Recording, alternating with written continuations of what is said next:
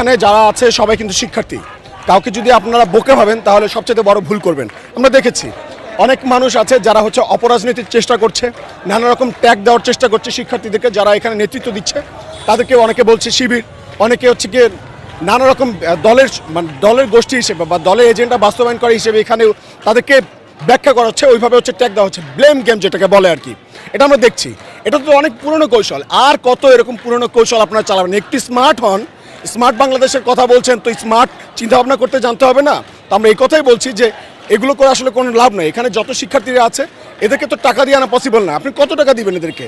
আর এখানে যারা আছে, আমি তো আসছি, আমাকে আপনি টাকা দিয়ে কিনতে পারবেন? ফাও কথাগুলো বললে তো লাভ নাই। যারা এই যে সিএনজিতে আগুন দেওয়ার চেষ্টা করছে, এরকম অনেক মানুষ আছে নিজেদের ক্ষতি করে, ঠিক আছে, অন্যের যাত্রা ভঙ্গ করবে।